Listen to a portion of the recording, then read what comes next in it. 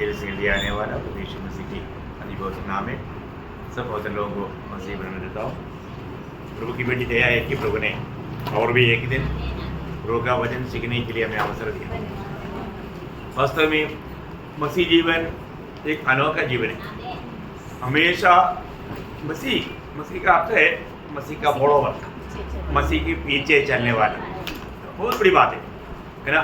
मसीह का अर्थ तक तो बहुत मसीह लोग नहीं जानता। अपना मनमानी में जीते हुए अपने आप को मसीह बोलेगा, सही बात है? नहीं, ऐसा नहीं। मसीह जीवन यीशु मसीह के द्वारा चलाया जाने वाला जीवन है। यीशु मसीह के द्वारा चलाया जाने वाला भी है, चलाया जाने वाला भी है ना।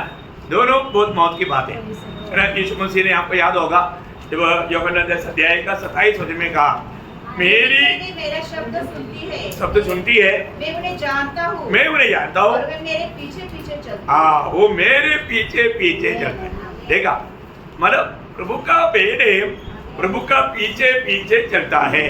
तो बहुत बड़ी बात है प्रियो।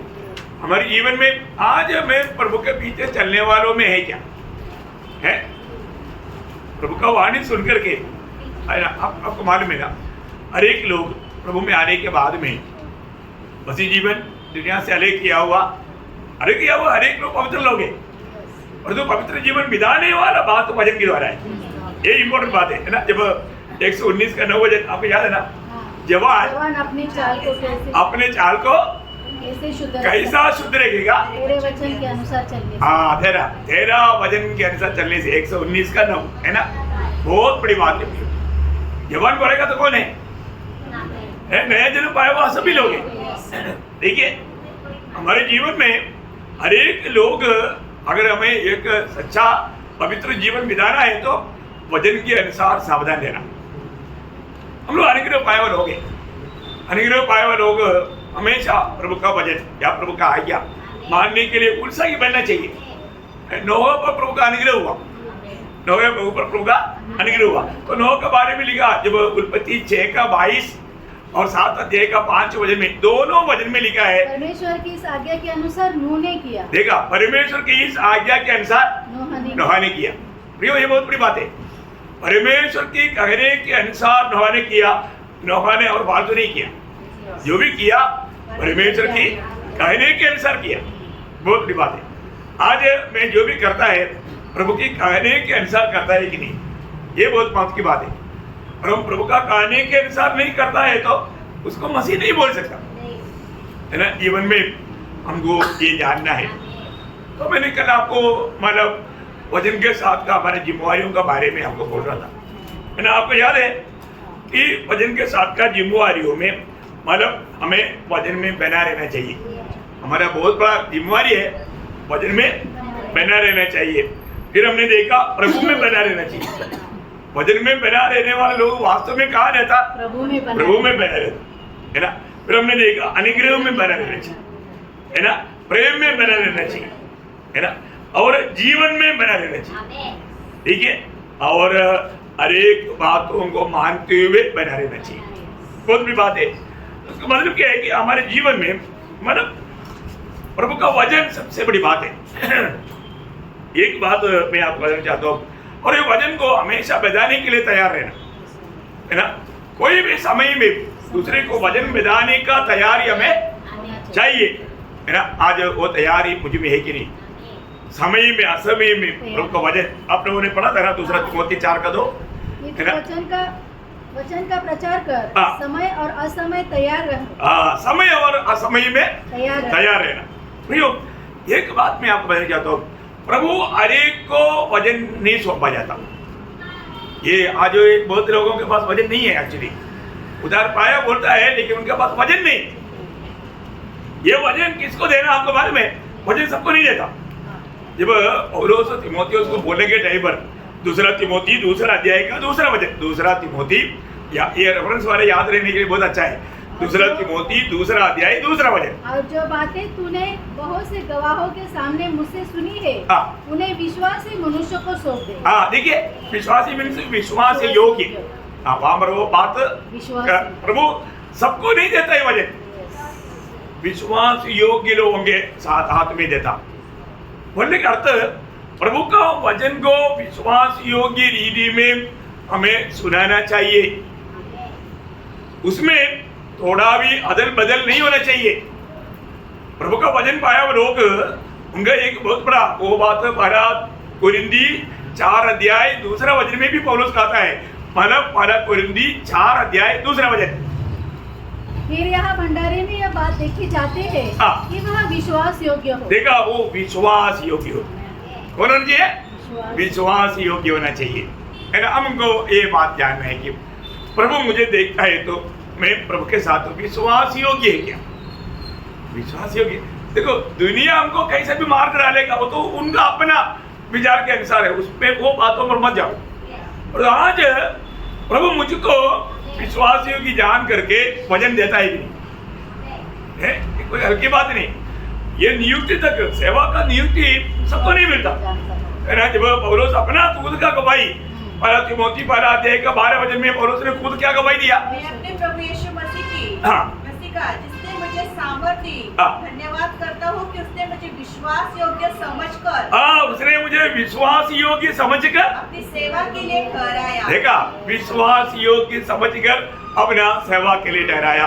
मैं आपको बताऊं, मतलब सेवा की नियुक्ति विराट मिलता ना, बहुत बहुत धन्यवाद व्यक्ति है, क्योंकि प्रभु ने आपको जहां जहां परखा विश्वास योग्य निकला। देखा, विश्वास योग्य निकला, ये कोई हल्की बात नहीं। आज सेवक लोग बहुत है, परंतु प्रभु की ओर से नियुक्ति नहीं। प्रभु का मंडली प्रभु बनाता, मंडली का अगुवाओं को प्रभु नियुक्त करता। प्रभु की ओर से नियुक्ति पाना ये बहुत महत्वपूर्ण बात है। उसके लिए दुनिया का कोई भी क्वालिफिकेशन नहीं है ना, उसके लिए वो विश्वास योग्य होना चाहिए, विश्वास योग्य होना चाहिए। और खास करके एक खास बात मैं आपको बताता हूँ, मतलब वचन को सही हम लोग वो बात पढ़ा रहा था है ना, जब दूसरा तिमोथी दूसरा अध्याय का 15 वचन, बहुत मनोहर वचन है। अपने आप को परमेश्वर का ग्रहण योग्य और ऐसा काम करने वाला ठहराने का प्रयत्न कर, ऐसा काम कराने का प्रयत्न कर जो लज्जित होने न पाए और जो सत्य के वचन को ठीक रीति से काम में लाता है। देखो, ये वचन को सही रीति में जानना है। वचन को सही प्रकार विभाजित करने वाला होना चाहिए। अब ये बात मतलब आज आपको मालूम है, आज वचन को कितना प्रकार बिगाड़ करके सिखाता क्या ना। आज बहुत लोगों को आना, बहुत लोगों को सही प्रकार प्रभु का वचन का प्रकाश नहीं है। मैंने ऐसा भी सेवक मिला है, उन्होंने कभी एक बार भी बाइबल पूरा नहीं पढ़ा। पास्टर एक बार मैं माना अपना उधर एक आया, पास्टर एक बार भी बाइबल नहीं पढ़ा, बाइबल के एक किताब उसको निकालना नहीं हो रहा है। पास्टर देखो, ऐसा लोग भी है ना, क्या है ना प्रयोग, ये इस बात को लोगों ने एक माना क्या एक नौकरी ही माना अपना कमाई के लिए साधना बनाया। बहुत धोखा है ना, वास्तव में ऐसे लोग प्रभु का भी निंदा और अपने आप को भी धोखा, कितना भारी बात है। अभी प्रभु का वचन को सही रीति में समझा रहा। आज अभी नासिक मंडली को इसका बारे में इतना संदेह नहीं होगा, तो भी एक विषय मतलब कैसा इसको मतलब बताना चाहिए, समझाना चाहिए।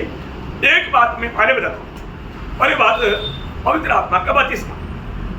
पवित्र आत्मा का बपतिस्मा के ऊपर इतना भिन्न भिन्न उपदेश है। अभी ये बहुत गंभीर बात है ना। एक बार मैंने मतलब सुना था, एक बहुत फेमस एक प्रभु का दास, वो बोलता है मैं प्रभु में आने के बाद 16 साल के बाद में मुझे पवित्र आत्मा का बपतिस्मा मिला। इसको मतलब वो 16 साल तक था, 16 साल तक क्या किया, कैसा किया। देखो, बहुत माना, अभी नाम नहीं बताएंगे, बहुत जाना माना हुआ एक प्रभु दास है। मेरे को पर्सनली उसको मिलने का बहुत इच्छा था, मेरे को उसका नंबर भी नहीं मिलता। बहुत गलत बात है। पवित्र आत्मा का बपतिस्मा के बारे में अभी आप लोगों को इसका सही प्रकार का जानकारी है करके मैं विश्वास करता हूँ, क्योंकि मैंने आपको इसको नर्सरी क्लास का जैसा सिखाया। फिर भी ये विषय में मतलब वचन को सही प्रकार डिवाइड करना, उस बात में ये विषय बहुत गंभीर विषय है। ऐसा और भी बातें मैं आपको बताऊंगा। अभी पहली बात, पवित्र आत्मा का बपतिस्मा के बारे में बाइबल में सिर्फ 7 वचन है। ये 7 वचन आपको सीखना, तब बात क्लियर हो जाता।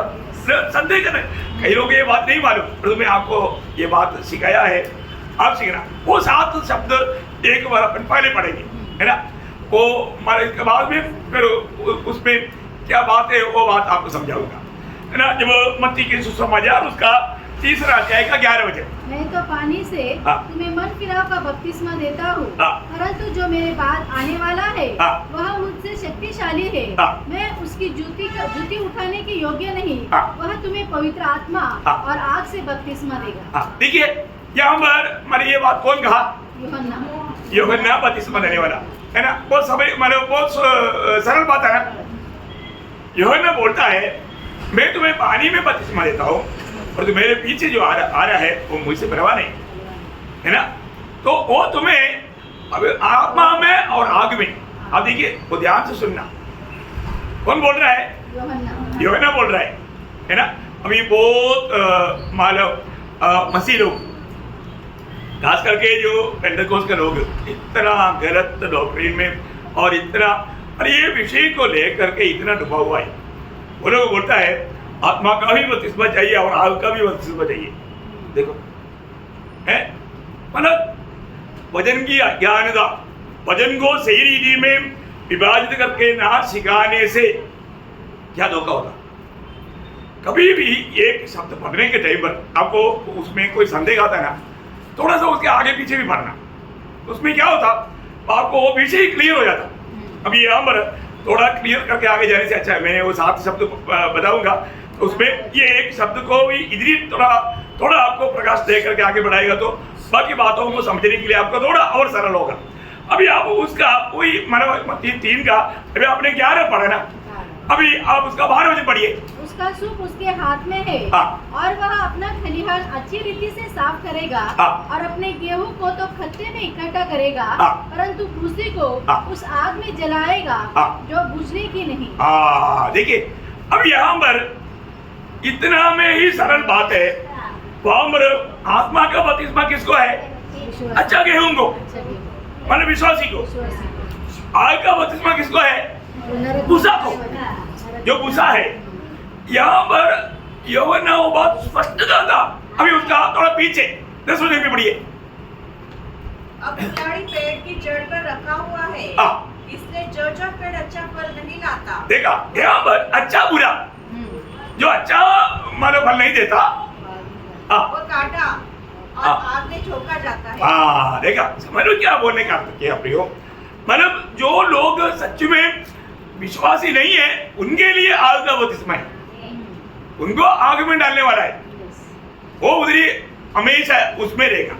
अब देखिए यहाँ पर उसी भाग में ही ये बात को समझने के लिए कोई दिक्कत नहीं, परंतु सिर्फ 11 वचन पढ़ करके लोगों को घुमाता है। अभी आग का बपतिस्मा का बहुत लोग इंतजार में है, आग उतरा हो बोलते हैं। देखो पवित्र आत्मा मिल गया वो नहीं तसल्ली, आग भी चाहिए। क्या मतलब इंसान कितना मूर्ख बन जाता है। अच्छा अभी इसका बड़ी बात मैं आपको बताता हूँ।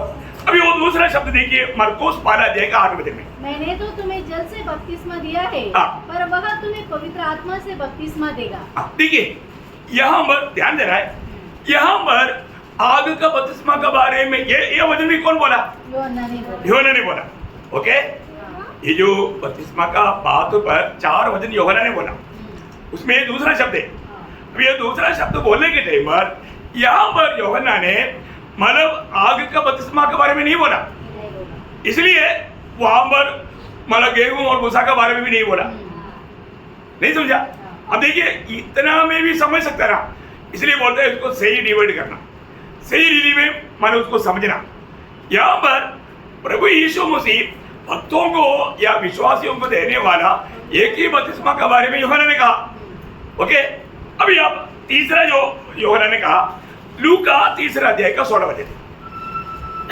यूहन्ना ने उन सबसे कहा, मैं तो तुम्हें पानी से बपतिस्मा देता हूँ, परंतु वह आने वाला है जो मुझसे शक्तिमान है, मैं तो इस योग्य भी नहीं कि उसके जूतों का बंद खोल सकूं, वह तुम्हें पवित्र आत्मा और आग से बपतिस्मा देगा। देखिए यहाँ पर भी यूहन्ना दोनों बात बोला है, आग से और आत्मा से बपतिस्मा लेगा। परंतु वहां पर आगे पढ़ के देखिए उसका 17 वचन, उसका सूप उसके हाथ में है। देखा यहाँ पर आग का बपतिस्मा के बारे में बोला, उसके साथ वो किसके लिए, वो भी बात यूहन्ना ने क्लियर किया है, परंतु बहुत लोग उसको नहीं समझता। देखिए वचन का कितना ज्ञान था और वचन का कितना गलत व्याख्या। आप सोचो प्रियो, हाँ आगे बढ़िए, वो पढ़िए। और वह अपना खलिहान अच्छी रीति से साफ करेगा और गेहूं को अपने खत्ते में इकट्ठा करेगा, परंतु भूसी को उस आग में जो बुझने की नहीं जला देगा। देखा, मतलब यहाँ पर भी साफ है कि मतलब वो जो आग का बपतिस्मा किसके लिए है, मूसा के लिए, अविश्वासी के लिए, ना पापियों के लिए।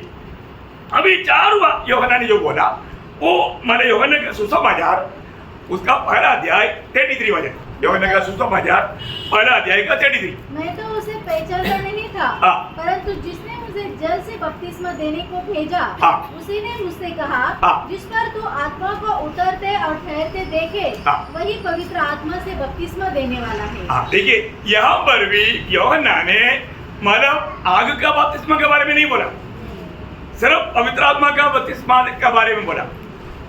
समझ में आया? अब यहाँ पर 4 जगह पर, 2 जगह पर जहाँ पर आग का और पवित्र आत्मा का बपतिस्मा के बारे में बोला, वहां पर मतलब गेहूं का अच्छा दाना और भूसा के बारे में बोला। समझ में आया ना? कोई दिक्कत नहीं है ना? अगर वो बात नहीं बोला तो भी मतलब वहां पर शब्द आता था, देखिए यहाँ पर क्लियर बोला। और जहाँ पर आत्मा का ही सिर्फ बोला, वहां पर मतलब गेहूं भूसा का बात नहीं बोला। सही बात, समझने के लिए कोई दिक्कत नहीं। अच्छा, अब ये था बपतिस्मा देने वाला यूहन्ना का 4 शब्द। अभी वहां के 3 शब्द है, उसमें एक शब्द प्रभु यीशु मसीह का स्वयं है। अब ध्यान देना, प्रेरित का पहला अध्याय का 5 वचन, क्योंकि यूहन्ना तो पानी में बपतिस्मा दिया है, परंतु थोड़े दिनों के बाद तुम पवित्र आत्मा से बपतिस्मा पाओगे। ये प्रभु यीशु ने किसको बोला? चेलों को। इसका चेलों को क्या मिलने वाला? पवित्र आत्मा का बपतिस्मा। उनको हाथ का बपतिस्मा नहीं मिलेगा। अब देखो, अभी आप देखिए यीशु मसीह, इसलिए ना मसीह की शिक्षण में बना रहना बहुत गंभीर बात है। आप देखिए प्रियो, इतना दुखदायी बात है। और लोग कौन सी आत्मा पा करके, और वो आत्मा कब पाता, कैसे पाता, ये भी लोगों को मालूम नहीं। इस विषय में शैतान ने बहुत लोगों को बहुत गुमराह किया। इस वचनों को सही प्रकार जानना चाहिए, सही प्रकार उसका शिक्षण लेना चाहिए, नहीं तो उसमें लोग भाग जाएगा, है ना? कैसे भी मेला में जाकर के चलते रहेगा तो दूसरा आत्मा आकर के उसको भाग कर ले जाएगा। बहुत बड़ी बात है। मैं इसके बाद और भी एक खास बात बोलने वाला है इसका समझने के लिए, तो बहुत बड़ी बात है। अभी कितना हो गया? 5 हो गया, है ना? अभी 6वां बात पत्रोस ने कहा, 6वां बात पत्रोस ने कहा। चेलों में मुख्य चेला पत्रोस, है ना? प्रेरितों का 11 अध्याय उसका 16 वचन। तब मुझे प्रभु का यह वचन स्मरण आया जो उसने कहा था, यूहन्ना ने तो पानी से बपतिस्मा दिया, परंतु तुम पवित्र आत्मा से बपतिस्मा पाओगे। देखा, यहाँ पर भी पत्रोस ने उस विषय को साफ बताया। प्रभु के लोगों के लिए कौन सा बपतिस्मा है? पवित्र आत्मा का बपतिस्मा। यूहन्ना ने जो कहा था हमें कौन सा मिलेगा? नहीं, यूहन्ना ने बोला था आत्मा मतलब आग में और आत्मा में बपतिस्मा, ऐसे बोला नहीं बोला, क्योंकि वो विश्वासियों के लिए ही नहीं, है ना? इतना सरल बात है। परंतु ये बात को लेकर के, ये विषय को लेकर के बाप रे, है ना? और कई लोग पवित्र आत्मा का बपतिस्मा बोलेगा तो अन्य भाषा बोलता कितना प्रियो, पवित्र आत्मा का बपतिस्मा का चिन्ह अन्य भाषा है करके वचन, एक भी वचन नहीं है। देखो कितना भयंकर बात है। पवित्र आत्मा पाया हुआ लोग प्रभु गवाह बनेगा, ये वचन है। आत्मा पाया व्यक्ति प्रभु का गवाह नहीं बनता तो उसको आत्मा ही नहीं पाया वो बहुत बड़ी बात है। वो भी अलग बात है, विषय आप लोगों को मतलब वो भी बात को बाद में एक दिन उसका संदर्भ आएगा समझोगे। अभी आखिरी बात है जो कि पौलुस ने मतलब वो बात का भेद बताया, क्योंकि ये पवित्र आत्मा का बपतिस्मा किसके लिए है, उसका उद्देश्य क्या है, वो बात पौलुस ने प्रकट किया। देखिए बहुत गंभीर बात है। मतलब कुरिन्थी 12 अध्याय उसका 13 वचन। क्योंकि हम सबने क्या यहूदी हो क्या यूनानी, क्या दास हो क्या स्वतंत्र, एक ही आत्मा के द्वारा एक देह होने के लिए बपतिस्मा लिया। देखा प्रियो, आप लोगों को यहाँ पर हमें बहुत अच्छा रीति में समझना, पवित्र आत्मा का बपतिस्मा किसके लिए है? मंडली के लिए। ओके, मतलब ये जब एक व्यक्ति उद्धार पाता है या नया जन्म पाता है या पाप क्षमा पाता है, ये भी तीनों बात एक ही आपको सबको मालूम। ओके, उद्धार पाना, नया जन्म पाना, पाप क्षमा पाना, ये तीनों बात एक ही बात के लिए बोलता है। तो जब हम उद्धार पाता या नया जन्म पाता या पाप क्षमा पाता, उसी क्षण यीशु मसीह हमें मंडली में मिला था। ये तो शब्द आपको याद है, प्रेरितों 2 अध्याय का 47 के आखिरी भाग। जितने लोग उद्धार पाते थे, प्रभु प्रतिदिन उन्हें मिला देता, प्रतिदिन उनमें मिला था, मतलब मंडली में मिला था। साफ बात है ना? आपको कहीं भी थोड़ा भी मतलब समझ में नहीं आया, पक्का पूछना। इसके मतलब जो व्यक्ति उद्धार पाया, जो व्यक्ति नया जन्म पाया, उसको प्रभु ने क्या किया? मंडली में मिलाया। प्रभु मंडली बना रहा है ना? कौन बना रहा है? प्रभु बना रहा है, कोई इंसान नहीं बना रहा है ना। देखिए, बहुत लोग बहुत बार इस बातों में भी कितना धोखा खाता है। प्रभु मंडली बना रहा है और मंडली का सदस्य कौन है? उद्धार पाए लोग। उद्धार पाए लोगों को प्रभु ने मंडली में या प्रभु का शरीर में कैसे जोड़ता? पवित्र आत्मा का बपतिस्मा के द्वारा।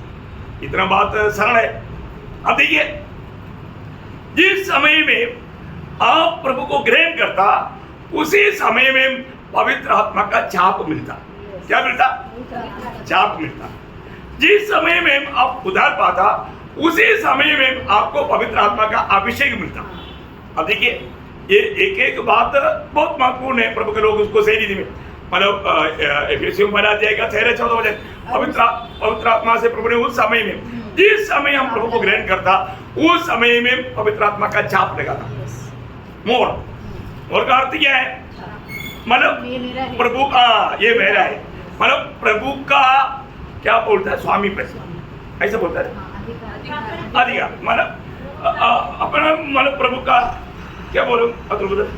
प्रभु का मेरा है, हक, मतलब स्वामी पर, ये मेरा है और किसी का नहीं। अधिकार आप लोगों को समझ में आना चाहिए।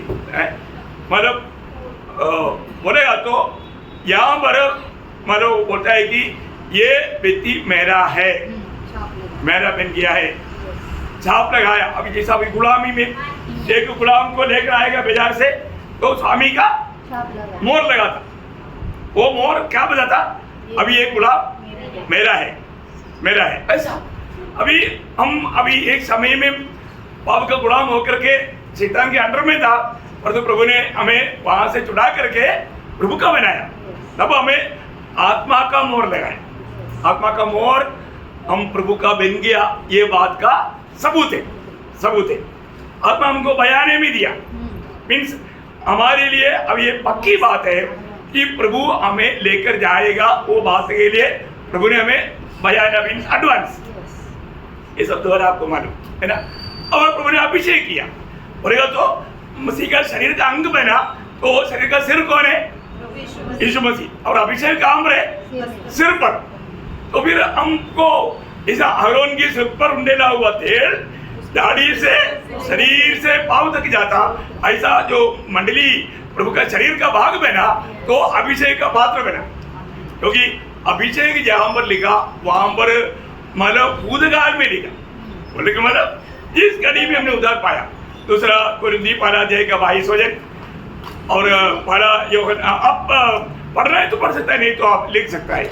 और पहला यूहन्ना 2 अध्याय का 20 और 27 वचन, ये 3 वचन। और जो हमें तुम्हारे साथ मसीह में दूर करता है, और जिसने हमारा अभिषेक किया, करेगा नहीं, किया। कब किया? जब हमने उद्धार पाया। वही बात पहला यूहन्ना 2 का 20 और 27। परंतु तुम्हारा तो उस पवित्रता से अभिषेक हुआ है, अभिषेक हुआ है, मतलब होगा नहीं, होने वाला ऐसा नहीं, हो रहा है ऐसा नहीं, हो गया है। मतलब बोलने का अर्थ भूतकाल का बात है। भूतकाल का अर्थ वास्तव में बोलेगा तो जिस घड़ी में मैं और आपने उधार पाया उस समय में अभिषेक पाया। कई लोग कितना धोखा देने के लिए पूछता है अभिषेक पाया क्या। उधार पाया एक व्यक्ति को अभिषेक पाया करके सवाल करने वाला शैतान का एजेंट है। उधार पाया हुए एक व्यक्ति को पवित्र आत्मा का बपतिस्मा पाया करके पूछना वो भी एक शैतान का एजेंट है। ये बात जानना, क्योंकि आपको कैसे भी धोखा खिलाने के लिए, चक्कर में डालने के लिए जो वचन की आज्ञा लोगों को फंसाते हो हैं। भाई मैं जब उधार पाया उसी टाइम पर मैंने बपतिस्मा पाया, अभिषेक पाया, बयाना में पाया, चाप भी पाया, और क्या डाउट है। ये बात, ये वजन है बताने के लिए आपको आना चाहिए। सिर्फ एक बात है जो रोज हमें होना चाहिए, वो पवित्र आत्मा का भरपूरी। क्या है? पवित्र आत्मा का भरपूरी रोज हमें पाना है? ये हमारे लिए आज्ञा है। पवित्र आत्मा से परिपूर्ण होते जाओ। पवित्र आत्मा से परिपूर्ण होने वाले व्यक्ति पवित्र आत्मा में चल पाएगा।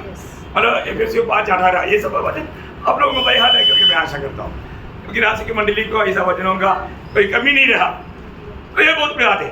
तो यहाँ पर एक और एक खास बात, मतलब अब ये विषय इतना सरल रूप में देखो, घुमाने की बात नहीं, मैंने वो वचन पढ़ा करके आपको बहुत शॉर्ट टाइम में, क्योंकि ये सब भले भी सिखाया वो बात है, और एक बार एक रिविजन है ना, पहली बार तो नहीं सुन रहे, हाँ कोई नया लोग रहेगा तो होगा, बाकी के लिए ये रिविजन है।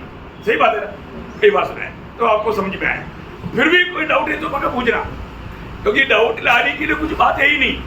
इतना जानना, 4 बार यूहन्ना बपतिस्मा देने वाले ने कहा, और जहां पर भाग का बपतिस्मा बोला है तो वहां पर दृष्टांत भी बोला। जहां पर पवित्र आत्मा का बपतिस्मा सिर्फ बोला वहां पर दृष्टांत नहीं बोला। इसको यूहन्ना का बोलने से भी बात क्लियर है। फिर एक शब्द यीशु मसीह ने बोला, यीशु मसीह ने 6 लोगों को बोला, वहां पर सिर्फ पवित्र आत्मा का बपतिस्मा का बात बोला। इसके बाद पत्रोस ने बोला तो भी सिर्फ पवित्र आत्मा का बपतिस्मा के बारे में बोला। फिर पौलुस ने बोला उसका सच में पवित्र आत्मा का बपतिस्मा बोला, उसका अर्थ क्या। क्लियर हो गया? ओके, अभी एक बात मानो, ये बहुत खतरनाक बात है। बहुत लोग, बहुत सेव के लोगों को फंसा था। वो बात है जब 2 कोरिन्थी 2 अध्याय का 17 वचन, वो ध्यान से सुनना।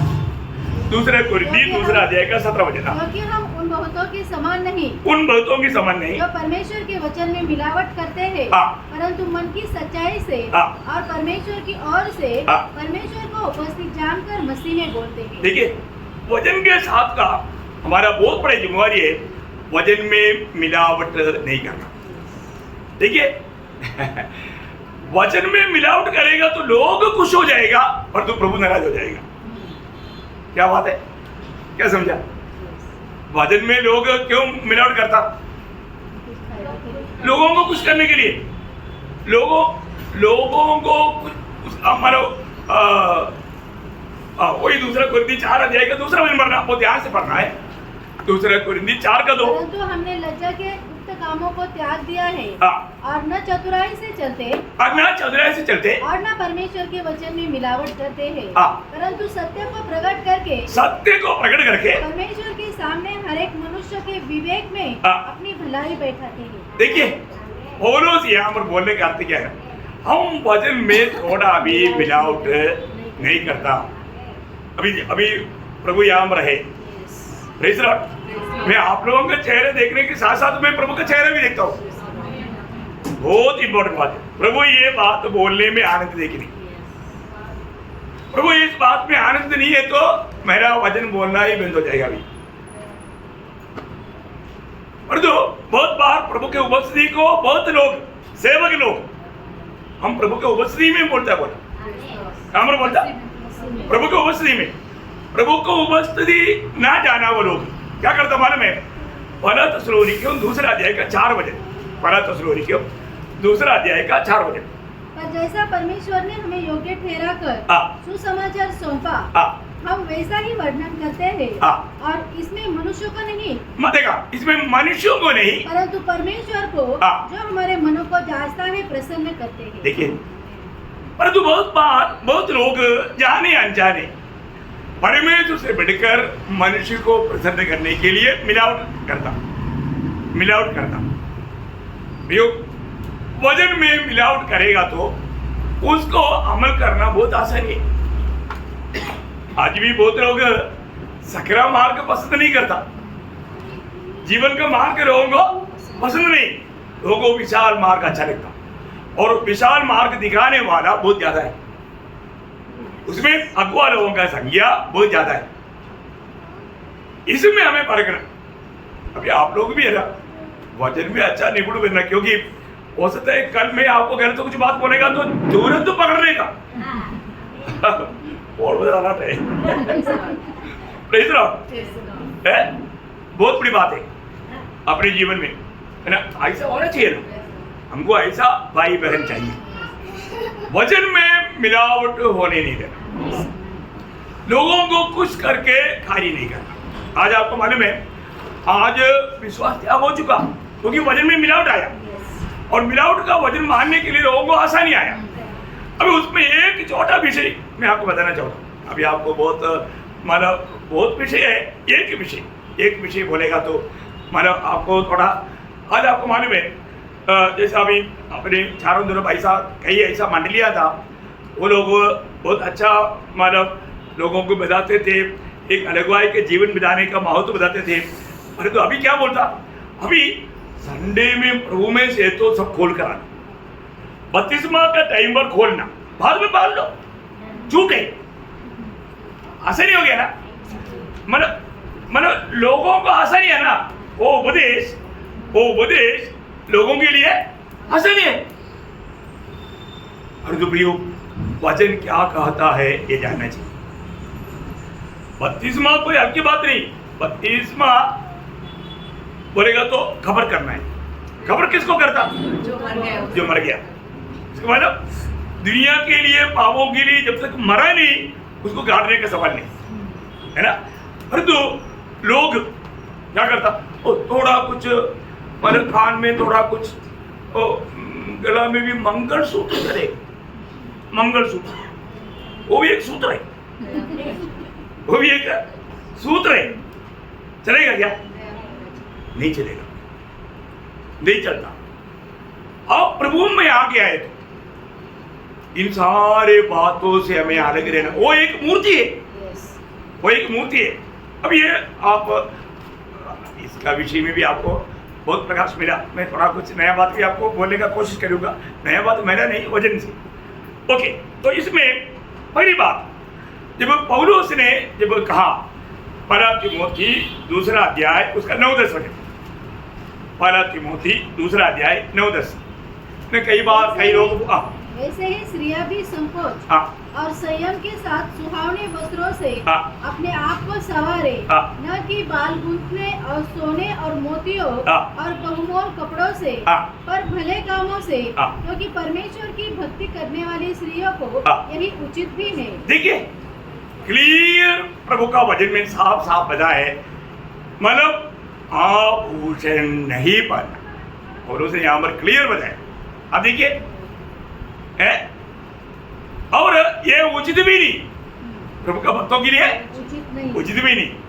दो प्रयोग वहां पर बहुत बढ़िया है, अब बस उसका पढ़ना ध्यान से सुनना। वैसे ही स्त्रियां भी संकोच और संयम के साथ सुहावने वस्त्रों से अपने आप को संवारे, न कि बाल, ना कि, देखो वहां पर वो जो ना शब्द जो है ना, ये अनेक बातों में है, वो उसको आप लोग जानना। जो ना शब्द जो है, मतलब अनेक वहां पर बताया हुआ एक एक शब्दों के साथ है।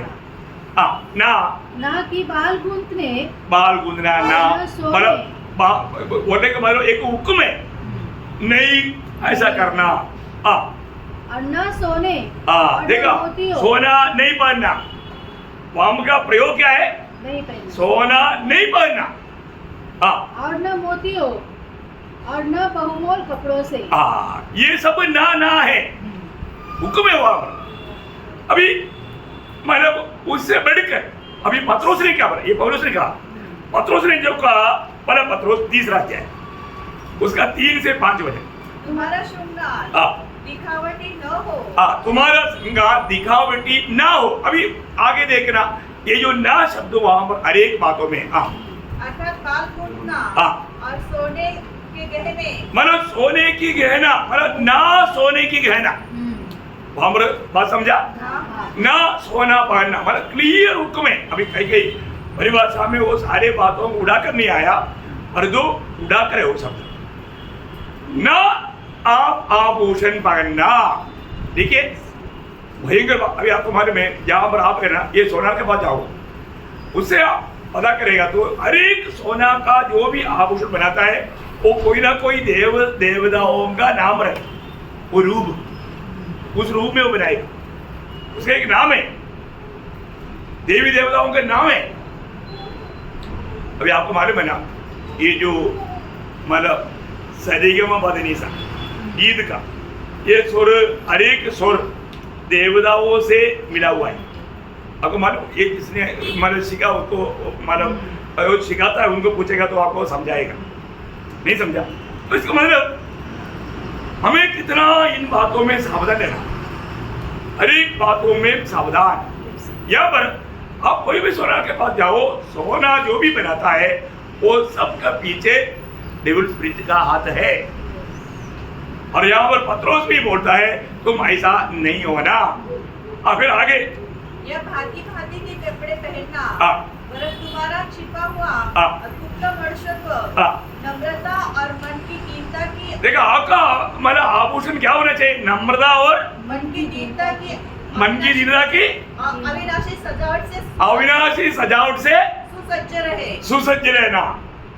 आगे, क्योंकि परमेश्वर की दृष्टि में इसका मूल्य बड़ा है। देखिए प्रभु का कई लोग अभी वो उस दिन अपना आकाश का वो उस दिन में वो एक लड़की बोल रहा है हम ये पहन कर आएगा तो इसका मूल्य बहुत बड़ा बोलते। देखो अभी उसको क्या बोलो, मतलब लोग कैसे लोगों को गुमराह करता है। देखिए कोई दुनिया का कोई व्यक्ति के पास जाने के टाइम पर हम ये सब पहन करके शो करता है, ऐसा हम प्रभु को उसमें जाना चाहिए, उसका गाना है, वजन नहीं मालूम होने वाला कितना धोखा का था। और आगे, पूर्व काल में पवित्र स्त्रियां भी जो परमेश्वर पर आशा रखती थी अपने आप को इसी रीति से संवारती। आप देखिए प्रियो, पुराने नियम का भी भक्त स्त्रियां कैसा प्रभु के साथ सामने चला, ये बात है। अभी पुराने नियम का लोग कैसे चला ये भी थोड़ा देखना चाहिए ना।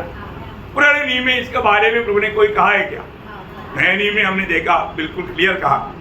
पुराने नियम में भी कहा प्रभु के लोगों के लिए, प्रभु ने क्लियर आज्ञा दी। आपको याद है ना, जब निर्गमन का किताब इवन उत्पत्ति से है 35 अध्याय 1 से 4 वचन, याकूब प्रभु के लिए वेदी बनाकर आराधना करने के लिए जाने के टाइम पर उनको बोला तुम्हारे बीच में जो भी अन्य देवी देवता है उसको दूर करो, है ना।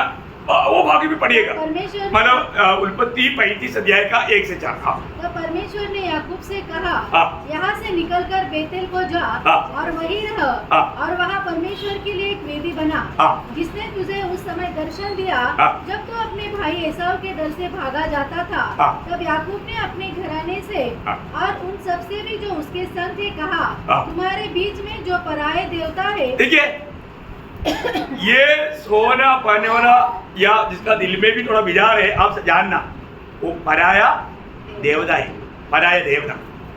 अब देखिए इसके बीच आपने पहना हुआ उसके बीच उसका उस सोने में कितनी पराये देवताओं का रूप है करके आप नहीं जानता। लोहर को पूछो, सोनार को पूछो, वो बताएगा बराबर।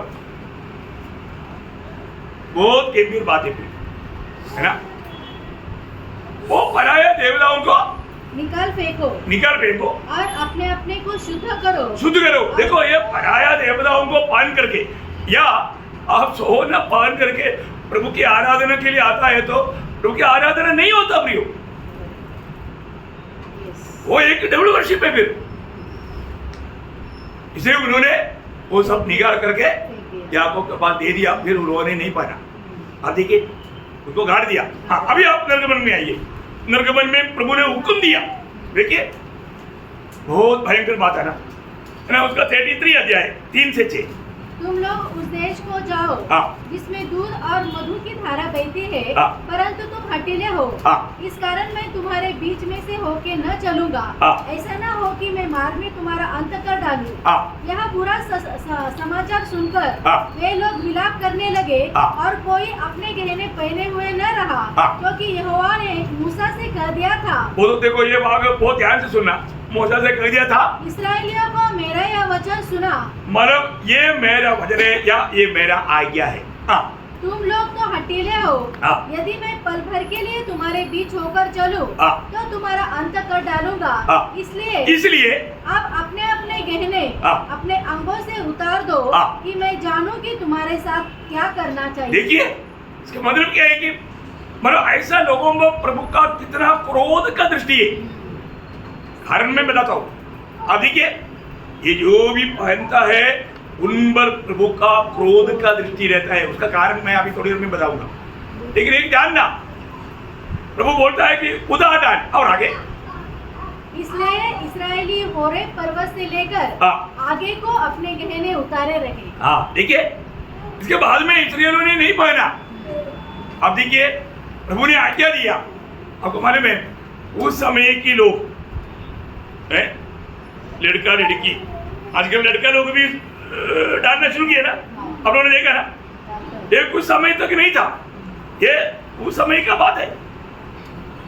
इस्राएली लोग भी ये नमूना किया था। इस्राएली लोग भी लड़का भी डालते थे। इस्राएली लोगों में सिर्फ लड़की नहीं, इसे अभी करता है लड़का, है ना। अब निर्गमन 32 का 2 पढ़ना। हारून ने उनसे कहा, तुम्हारी स्त्रियों और बेटे बेटियों के कानों में के सोने की जो बालियां हैं उन्हें उतारो। देखिए और एक बार तो ध्यान से सुनना, और एक बार पढ़ना। हारून ने उनसे कहा, तुम्हारी स्त्रियों और बेटे बेटियों के, देखा बेटे बेटियों की, किसका? बेटे और बेटियों की कानों से सोने की जो बालियां हैं उन्हें उतारो। देखा, बेटा भी पहनते थे, बेटी भी पहनते थे। देखो है ना, प्रभु ने उतरवाया। प्रभु ने उतरवाया नहीं है ना, आरोन ने। आप लोग मेरे पीछे एक नहीं जाने के लिए देखिए, आरोन ने ये सब मांग करके बछड़ा बनाया, मूर्ति बनाया। तो अभी एक गंभीर बात, ये इंसान क्यों पहनता है? उसका डंब के लिए। डंब मीन्स घमंड, सही बात है, डंब। आप ध्यान से सुनना, जो भी व्यक्ति सोना पहनता है वो नम्रता दिखाने के लिए पहनता है, कोई बोलेगा नहीं है ना। तो वचन बोलता है एहेजकेल नबी की किताब 7 अध्याय उसका 19-20 वचन, एहेजकेल 7 अध्याय 19-20, उसमें 20 वचन में ज्यादा गौर देना शुरुआत में। वे अपनी चांदी सड़कों में फेंक देंगे और उनका सोना अशुद्ध वस्तु ठहरेगा।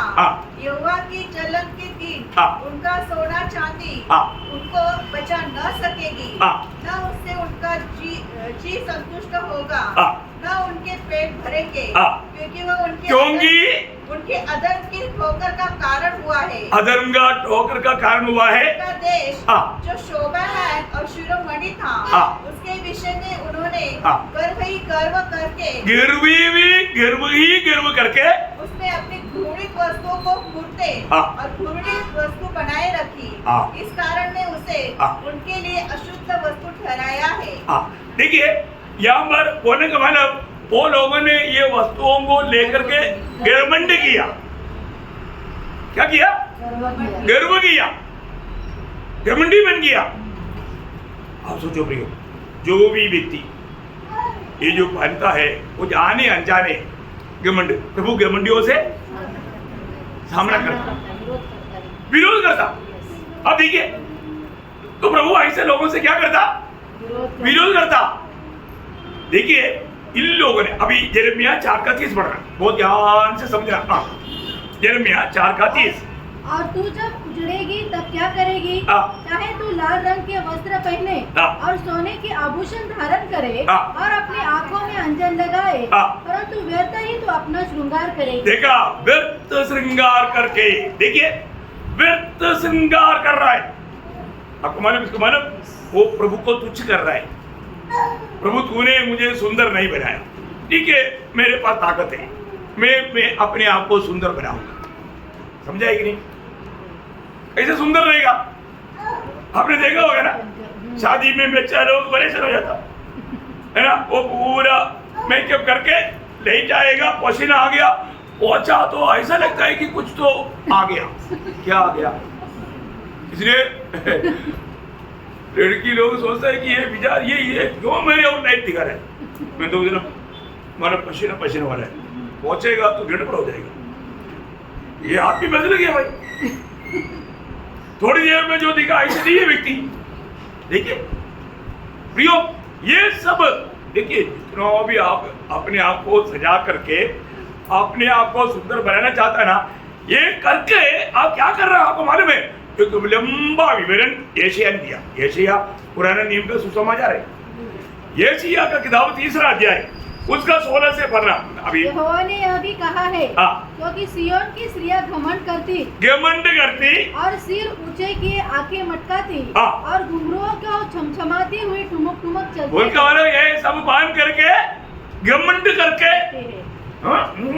देखो मैं क्यों बोल रहा हूँ, हाउ मैं टिंग टिंग टिंग जिंजनम। देखो प्रियो, प्रभु का वचन में इतना सुंदर रीति में लिखा, आपने पढ़ा क्या? वो लोग घमंड करता, घमंड भी प्रभु, घमंडियों से प्रभु विरोध करता। देखिए ये सब अभी आप घर में जाकर आराम से पढ़ लो, एक एक बात लिखा है जो दुनिया के लोग आज अपने आप को सुंदर बनाने के लिए पहनता है। तो हमें एक बात को जानना, इन बातों से हमें कितना बेचकर रहना चाहिए। और जो कई लोग माना इस बात को सही रीति में नहीं समझाता, इसलिए क्या होता, कई लोग उनका उद्धार हुआ है कि नहीं मालूम नहीं पड़ता। वो बोलता है कि हमने डुबकी लिया, तो मरा नहीं, मतलब इन बातों को दूर नहीं किया। प्रभु की पवित्र लोगों के लिए भी कुछ सजावट होना चाहिए ना।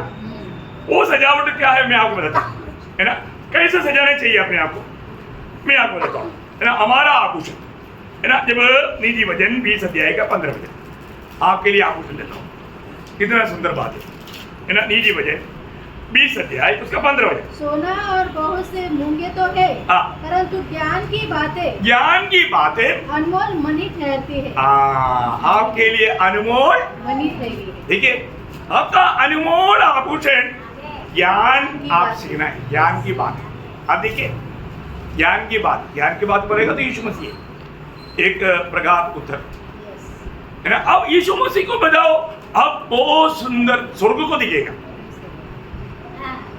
स्वर्ग की दृष्टि में आप सुंदर बनेगा। 149 का 4 बजे, 149 का 4 बजे। क्योंकि यहोवा अपनी प्रजा से प्रसन्न रहता है, वह नम्र लोगों का उद्धार करके उन्हें शोभायमान करेगा। देखा, नम्रता एक शोभायमान आभूषण है। क्या? नम्रता। आप देखिए, आप ये पान के घमंडी बनेगा ना, तो उसमें शैतान घुस रहेगा, प्रभु आपका विरोधी बनेगा। और भी आप देखिए तीतुस उसका पहला अध्याय उसका 9-10 वचन, तीतुस उसका पहला अध्याय 9-10 वचन। और वह विश्वास योग्य वचन पर जो धर्मोपदेश के अनुसार है स्थिर रहे और खरी शिक्षा से उपदेश दे सके और विरोधियों का मुंह भी बंद कर सके।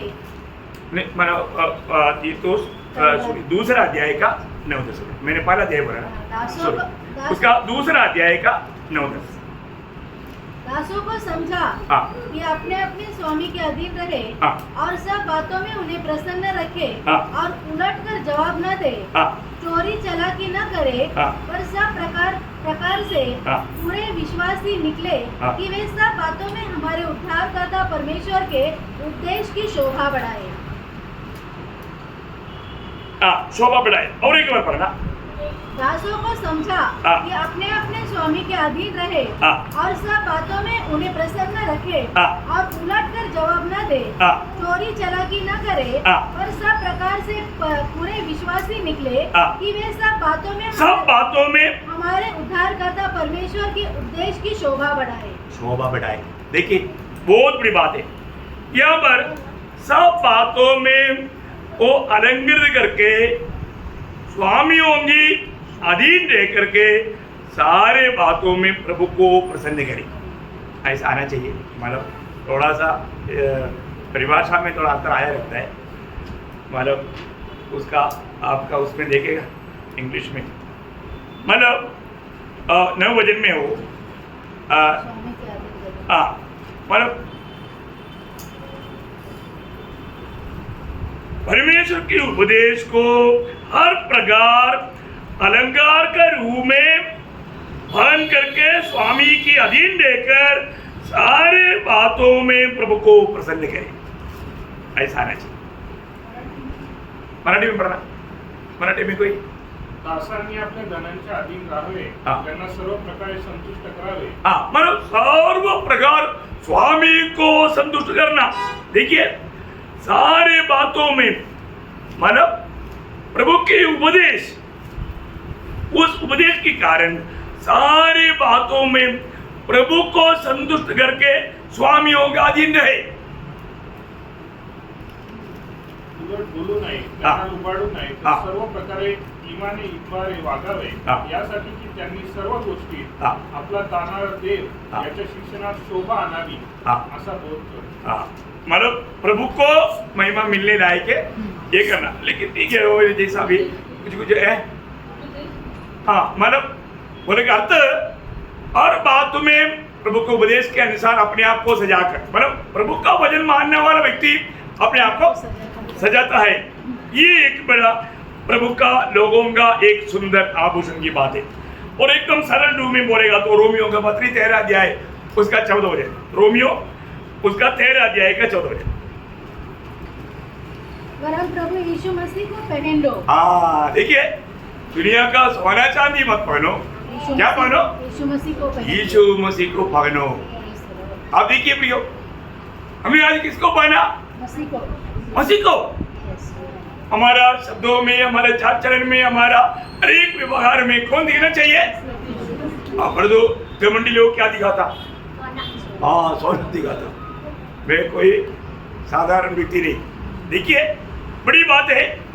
अभी मतलब कोलोसियों का पत्री उसका 3 अध्याय उसका 10 वचन पढ़ना। कोलोसियों 3 का 10।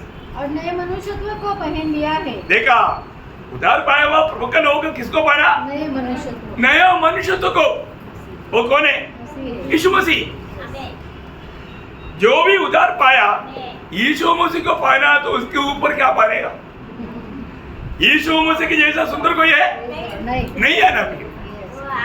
हमने मसीह को पाया हर करो उसका 14 वचन, वही 3 का पड़ोसियों 3 का 14। इन सबके ऊपर प्रेम को जो सिद्धता का कटिबंध है बांध लो। मतलब पहन लो। देखिए ये चेला का एक बड़ा गुण प्रेम को पहना हुआ है। हर एक पवित्र लोग पुराने नियम में भी ऐसे कहा, जैसे यह कहा वो शब्द भी पढ़ेंगे। हमारा एशिया 61 अध्याय का 10 वचन, एशिया 61 का 10 वचन। मैं यहोवा के कारण अति आनंदित होऊंगा, मेरा प्राण परमेश्वर के कारण मगन रहेगा, क्योंकि उसने मुझे उद्धार के वस्त्र पहनाए।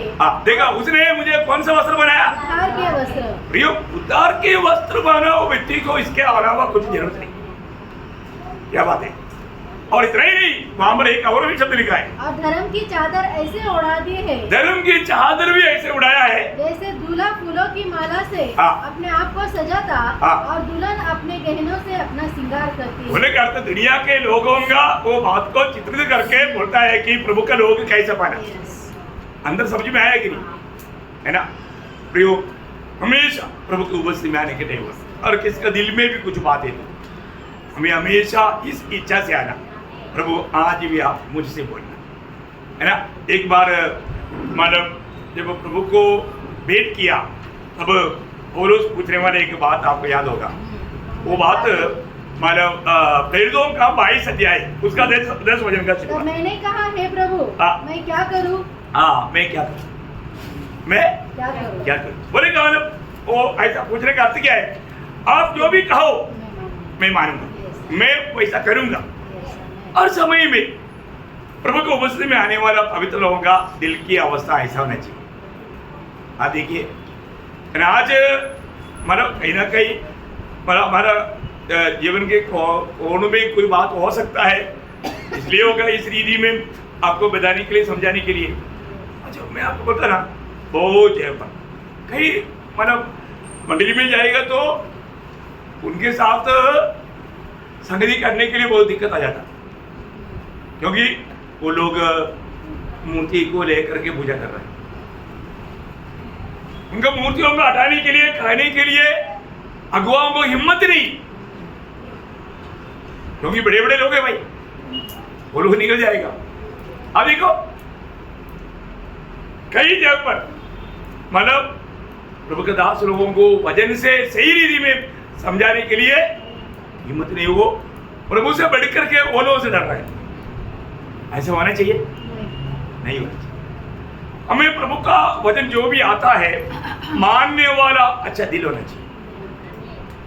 कई बातों में देखो, किसी बातों में डर आता है तो भी प्रभु को बोलो, प्रभु वहां पर भी सुलझाव बजाएगा। जैसे अभी अनन्यास को प्रभु ने पुकारा, उसका 9 अध्याय में प्रेरित उसका 9 अध्याय 9 अध्याय का आप 10 वचन पढ़ना।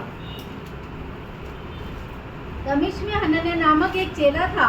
उससे प्रभु ने दर्शन में कहा, हे हनन्याह। उसने कहा, हाँ प्रभु। प्रभु देखो बोलने का तो प्रभु मैं हाजिर, ये भी कहो हाजिर। तो प्रभु ने उसको बोला अभी तुझे एक काम करना, उसका आगे पढ़ना। तब प्रभु ने उससे कहा, उठकर उस गली में जा जो सीधी कहलाती है, और यहूदा के घर में शाऊल नामक एक तरसुसवासी को पूछ, क्योंकि देख वह प्रार्थना कर रहा है। और उसने हनन्याह नामक एक पुरुष को भीतर आते और अपने ऊपर हाथ रखते देखा है, ताकि फिर से दृष्टि पाए। अब इतना बात सुना तो अनन्याह का हवा उड़ गया, जैसा मैं शहर का मुंह में जाकर पढ़ना, क्योंकि ये शाऊल कौन है? मसीह लोगों को पकड़ करके कैदी बना करके पिटाई करके मारने वाला। एक प्रकार अनन्याह प्रभु को पूछता है, प्रभु आपको मालूम नहीं क्या? आपको तो मालूम होना चाहिए, मेरे को तो मालूम। अनन्याह प्रभु को बोलता है। अब उसका आगे बढ़ना, उसका 13-14। हनन्याह ने उत्तर दिया, हे प्रभु, देखो मैंने इस मनुष्य के विषय में बहुतों से सुना है कि इसने यरूशलेम में तेरे पवित्र लोगों के साथ बड़ी बड़ी बुराइयां की है, और यहाँ भी इसको प्रधान याजकों की ओर से अधिकार मिला है। मैं जा करके उसका हाथ पे क्यों पढ़ूं? मैं जा करके उसका हाथ पे क्यों पढ़ूं? प्रभु आप कहाँ भेज रहे हैं मुझको? शेर का शिकार है।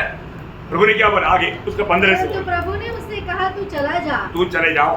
देखा, अरे तू जो पहले सुना वो व्यक्ति को बदलने के लिए मुझको क्या टाइम लगता? नहीं सुना? बहुत गंभीर बात है। प्रभु को एक इंसान को बदलने के लिए 1 सेकंड काफी है, 1 सेकंड काफी है। कितना बड़ी बात है ना। किसी को लंबा समय लगता बदलने के लिए। अभी नेबूकदनेस्सर राजा को बदलने के लिए 7 साल लगा, है ना? मूसा को बदलने के लिए 40 साल लगा। सही बात है ना? उसका जो मिस्रईम से पाया हुआ सारा निकालने के लिए 40 लगा देगा। 40 साल मिस्रईम का पाते रहा, 40 साल पेड़ बकरियों के पीछे चराते हुए निकाला प्रभु ने, फिर 40 साल इस्तेमाल किया। देखा 3-40 है। यूसुफ के बारे में हम बहुत सारे कुछ बोलते हैं, लेकिन यूसुफ का भी अंदर था कुछ, क्योंकि बोला मैंने स्वप्न देखा, मेरे डैडी मम्मी मेरा भाई रोज सब मेरे को जरूरत है। एक्चुअली उसमें क्या हो गया था, वो थोड़ा भूल गया। प्रभु ने वो निकालना है। 13 साल जेल में, 13 साल जेल में होकर के प्रभु ने वो शुद्ध किया। इसके बाद में प्रभु उसको वो स्थान में लाया। देखिए प्रभु जिसको इस्तेमाल करना चाहता है उससे प्रभु ना चाहने वाला बातों को निकाल देता। ऐसा सीधा लोग काम करने के लिए नहीं बोलकर कैसा भी लोगों को लेकर के काम नहीं करेगा। प्रभु हर एक बातों में एक सिस्टम है, एक व्यवस्था है। प्रियो हमें ये बात को जानना, मतलब प्रभु ने मुझको और आपको बुला करके प्रभु का महिमा के लिए आज ये देश में खड़ा किया है, और तो आज प्रभु मुझको प्रभु का महिमा के लिए इस्तेमाल कर पा रहे हैं कि नहीं, ये बात को हमें परखना है। अगर हम प्रभु का वचन में रहेगा तो प्रभु हमें इस्तेमाल करेगा। Praise Lord. इसलिए मैं आशा करता हूँ आप लोग ये बात को अच्छी तरह ध्यान ना प्रियो। पौलुस को भी प्रभु ने छोड़ा नहीं, पौलुस ने भी गमालियल की पादस्थान में बैठ करके पाया हुआ बातों को निकालने के लिए 3 साल लगा। कितना साल? हाँ, प्रभु ने उद्धार पाने के बाद में सीधा पौलुस को इस्तेमाल किया नहीं किया। आप देखो अरब में भेजा है ना, आप लोगों को मालूम है ना, गलातियों पहला अध्याय वो भी पढ़ के खत्म करेंगे, उसका पहला अध्याय 17-18 वाले पढ़ना। और मैं यरूशलेम को उनके पास गया जो मुझसे पहले प्रेरित थे, परंतु तुरंत अरब को चला गया। अरब को चला गया, अरब में जाकर के 3 साल रहा। ये 3 साल में जो भी गमालियल का पास से पाया वो सब निकाला प्रभु ने, खाली कर दिया, इसके बाद में लेकर आया। ये बात समझ में आ रहा है प्रियो? हमारे जीवन में प्रभु का पुराण पाया हुआ हर एक लोगों के बारे में प्रभु एक योजना है। हमें प्रभु का हाथ में इस्तेमाल होने वाला एक बर्तन बनने की इच्छा है तो प्रभु पहले हमें तोड़ेगा, इसके बाद बनाएगा। ओके, तो प्रभु जरूर, इसलिए वजन में बना रहना प्रियो, वजन से दाहिने बाएं ना जाना है, वजन में कुछ जोड़ना नहीं तोड़ना नहीं, है ना। प्रभु का वजन बांटने में, वजन बढ़ाने में विश्वासियों की रहना, ऐसा एक जीवन बिता करके, है ना, एक सच्चा मतलब वजन के साथ विश्वासियों की, है ना, वजन विश्वासियों के लोगों को सौंपना, है ना, ताकि वो बराबर लोगों को सही रीति में समझा पाए और वो मसीह के रूप में उनको ना पाए। धन्यवाद है, मसीह जीवन को हल्का नहीं समझना। तो सबको ये वचन के द्वारा आशीष दे, प्रभु को महिमा मिले। आमीन।